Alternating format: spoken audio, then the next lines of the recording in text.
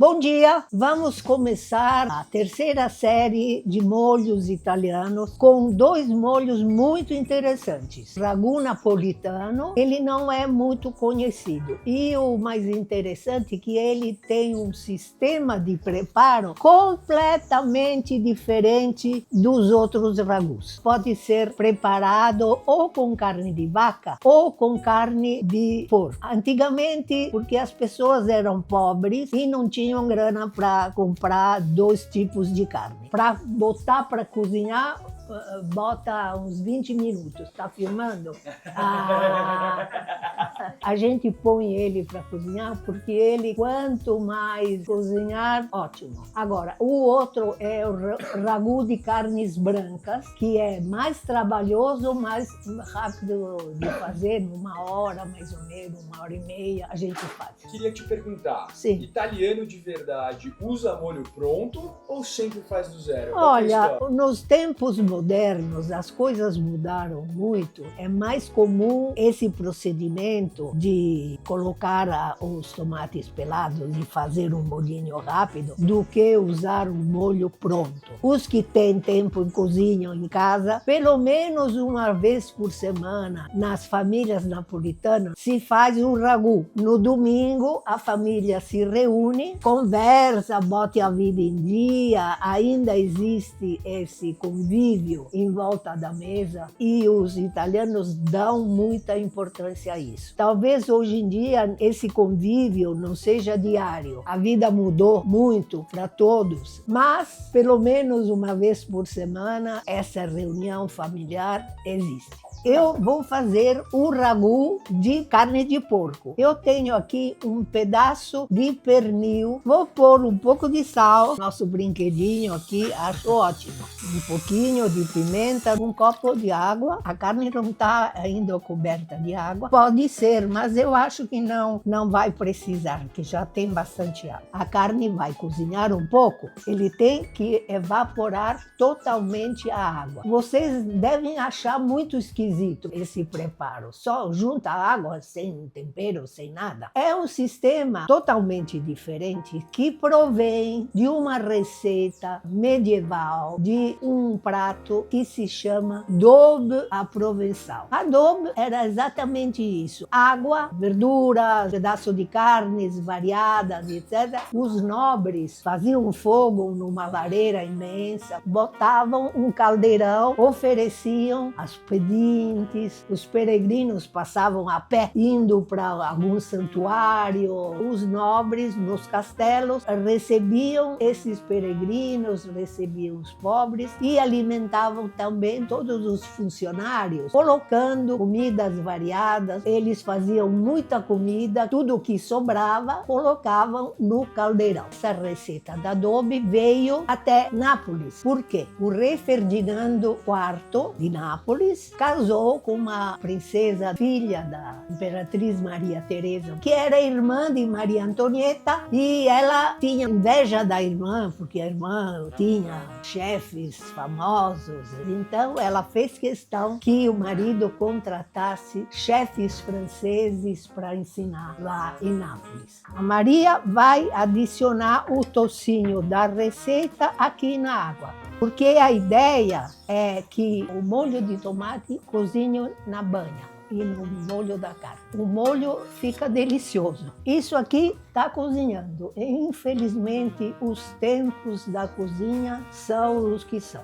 E aqui nós temos a carne de porco para o ragu napolitano, que cozinha, ele vai evaporar tudo, todo o líquido. Nona, quero te fazer uma pergunta. Pois não.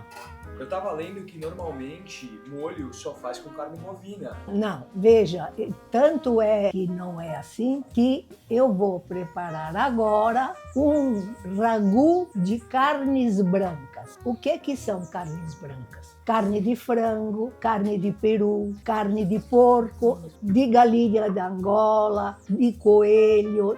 Tudo que for considerado carne branca pode pôr nesse ragu. O que eu aconselho a fazer e que dá muito bom resultado é fazer com peito de frango e carne de porco. Nesse caso, eu estou usando um lombo de porco. O que nós fizemos aqui? Cortamos o lombo, esse é o lombo, aqui está o peito de frango e aqui, para dar mais um sabor, uma dica que eu dou, eu ponho também uma linguiça picada, que é porco. E esse ragu tem uma particularidade, além dela ser famosa e muito gostosa, ela é um verdadeiro ragu, como se usava antes da invenção do tomate. Invenção não, na chegada. Então você faz o molho sem tomate? Sem tomate. Batalha. Batalha, está acabando o azeite. A gente coloca azeite, ele tem uma série de outras vantagens. Ele tem um ponto de fumaça, que como se chama, muito mais alto e, portanto, é mais sadio. Apesar de perder algumas de suas qualidades salutares, né? Ele perde com o aquecimento. E uma das grandes características do azeite que ele é produzido espremendo a azeitona, nada mais. Óleos que a gente faz de canola, de milho, de que for, como extraídos da semente, eles têm que passar por um processo químico. Eles têm que ser moídos, espremidos e depois fervidos com hexano, que é um hidrocarboneto, né? E depois se faz uma destilação fracionada e são retirados os óleos. Prêmio de sommelier de azeite Sim, do ano sim, passado. sim. Conta um pouco dessa história pra gente. Eu recebi esse prêmio, fui uma das primeiras a dar aula de azeites aqui no Brasil. O primeiro curso de azeites que a gente deu, com um professor italiano. Daí surgiu o interesse em cultivar as oliveiras aqui e hoje temos mais de 100 produtores de azeite. O azeite brasileiro é muito bom. O problema é que ele não consegue manter uma produção ao longo do ano para atender todo mundo. Agora vão as carnes. Essa quantidade que você vai fazer não é para quantas pessoas? Vai dar bastante, por umas pelo menos 8, 10 pessoas. Ixi, então hoje eu vou comer por 2. Se quiser. Eu vou fazer com essa carne a mesma coisa que eu fiz no ragu bolonhese. Eu vou tostar bem. Vocês vão ter que ter paciência, porque a gente não tem outra alternativa. A história da Maria Teresa de Áustria, eu acho que ela passou a vida toda grávida. 16 filhos, ninguém merece. Várias das filhas dela foram rainhas. Então, uma foi a Maria Antonieta, outra a rainha do reino de Nápoles. Então, ela foi uma rainha muito esclarecida, famosa nesse tempo, e teve filhas. Não tenho certeza se a mulher de Dom Pedro II, que chamava Maria Leopoldina, era também filha da imperatriz Maria Teresa. Então, tudo rainha. É engraçado a gente encontrar histórias da família que se encontram. Vou temperar. Sal, um pouquinho de pimenta. Qual dica que você dá para a pessoa que está começando na cozinha agora? Talvez a melhor coisa seria focar nos preparos básicos. O molho feito na água e banha, que é uma coisa fora de comum. Cheiros variados, que aliás eu vou pôr aqui. Eu tenho bouquet garni, é uma mistura de várias ervas. Louro, alecrim e sálvia. Secou a água de preparação, né? Está já secandinho. Eu vou colocar, por enquanto, nessa panela. Essa mirepoix adiciona mais um ingrediente, que normalmente a mirepoix é feita de cenoura, cebola e salsão. Adicionar um alho poró. O alho, ele é proibido para qualquer tipo de molho. Existem outros molhos, principalmente no sul da Itália, que usam com muito sucesso o alho como ingrediente básico. Eu estou fazendo tudo aqui porque aqui sobraram todos os sucos da carne e então eu cozinho esse alho e as outras verduras que virão. Nunca lavem a panela quando tiver fundo de carne. É o tempo da cozinha, O tempo da cozinha. Infelizmente. Felizmente. Porque se tivesse tudo Que a pronto, gente aí não tinha graça. não tinha graça. É verdade. Estou juntando a cenoura. Não adianta. Não tem como fugir. Não tem como fugir. Então, o que eu pus aqui, primeiro o alho poró, isso vai demorar, gente. Nós vamos falar de outras coisas. Gente, a Dani e a Maria estão me ajudando, porque eu não gosto de picar antes as verduras, porque elas ressecam. Mostrando a cozinha de verdade, né, Nana? Cozinha de verdade. Eu sei que essa preparação, em particular, vocês vão ver que ela é trabalhosa. Então, tem que picar todas as carnes, tem que picar todas as verduras. Mas a gente se diverte gravando. A gente se diverte, né? claro, e a gente come bem depois. Isso é a parte mais legal, né? Como é que eu frito isso se não tem gordura? Não tem jeito. Agora foi mesmo. Agora foi. Milagres ninguém faz. Vocês estão com mais pressa do que os seguidores da Nona pro próximo episódio, gente. É. Tem que ser um vinho honesto. Pode ser baratinho para cozinhar o vinho. Pode? Não.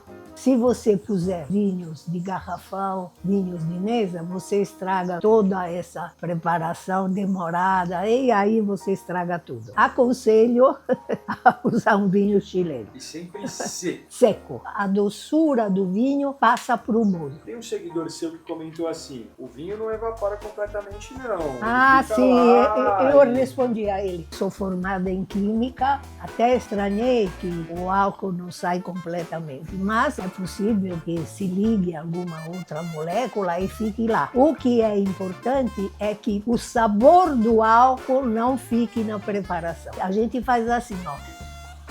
E a gente cheira e o álcool, quando ele está evaporando, o álcool vem embora, você vem e sente o álcool. A receita leva meia garrafa de álcool. E a outra meia garrafa a gente pede.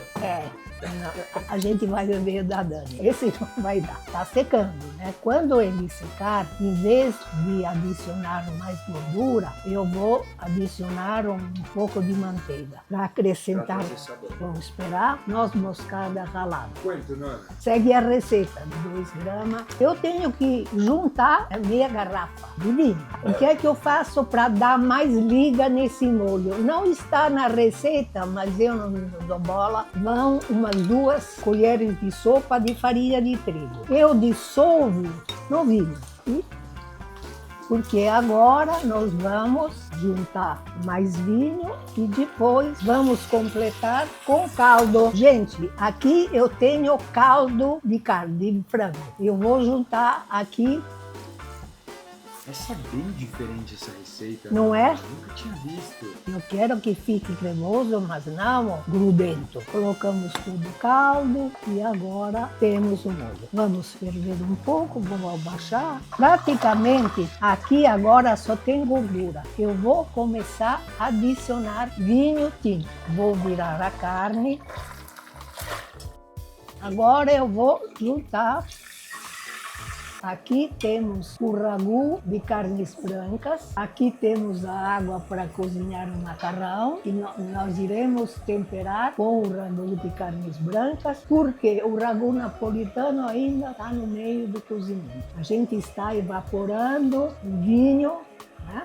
A carne não vai no prato, no tempero. Então só fica a gordura. Só a gordura, o tomate e o vinho. Tem um outro molho que nós faremos em seguida, que tem uma história engraçada, porque ele se chama genovese, mas ele é napolitano. E por que chama genovese? Porque quem começou a fazer esse molho foram marinheiros genoveses que, quando desembarcavam lá em Nápoles, eles tinham um pouco de dinheiro, então faziam esse molho colocando um pedaço de carne de segunda cozida com um monte de cebolas. São preparações fora do comum. Tendo a paciência para fazer, fica muito bom.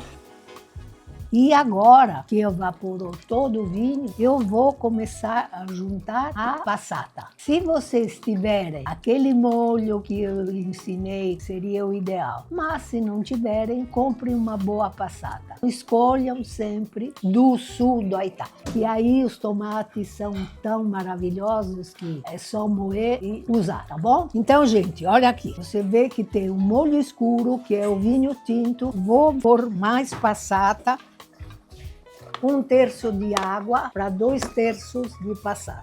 Agora eu junto e vamos deixar cozinhar. Quando toda a passata tiver sido absorvida, ele vai estar numa temperatura tão baixa que a fervura vai se reduzir a algumas bolinhas que saem do molho. Ele chama pipiare porque o que é que a bolinha faz? Pip, pip. Então, eu vou terminar de colocar passata que está na receita. Quando todo o molho estiver pipiando, por mais umas 2 horas, tia Dani vai fazer uma bela macarronada com ele. Quando tiver acabado o molho de tomate, nós vamos diminuir ainda mais, pôr uma tampa e deixar tudo no seu tempo. Um bom ragu napolitano, ele leva 5, 6 horas para fazer. O ragu feito com carne de porco e vinho tinto já está no ponto para a gente começar a adicionar uma passata de tomate. Vamos então fazer com passata. Vou colocar meio copo de passata e vou começar a adicionar aqui. Você vai colocando aos pouquinhos. Aos pouquinhos. Por isso que essa preparação leva muitas horas. Alguém me pega, por favor, o molho. Pronto, perfeito. Beleza, hein, Ana? Preciso do queijo. Um dos meus professores, o chefe Mário Sobia, vez que ele teve que fazer um almoço no Vaticano pro Papa para, 5.000 pessoas. Claro que eles fizeram tudo em baterias. Fora uma semana preparando. Pois é, cheiroso tá. Você carrega? Então vamos lá. Um brinde a todos vocês que estão me seguindo no Instagram. Vinho tinto é tudo de bom. Você consegue catar um pouquinho de molho para mim? Pronto. Agora demais. Tá ótimo, obrigada. Um pouco de queijo. Esse macarrão deve estar gelado. Você já tá comendo, Ana. Fala o seu comentário. Poderia ter colocado um pouco mais de sal. Um pouquinho mais de sal? Sim, não? Tá bom, Dani? Descobri agora. Bom. Tá muito bom, dá pra sentir todas as ervas. Uhum. Provado, garotinho? Esses são os dias. Nona, parabéns, uma delícia, viu? Gostou? Adorei. Que bom. Então faça, pelo menos uma vez na vida. Com Faça. certeza.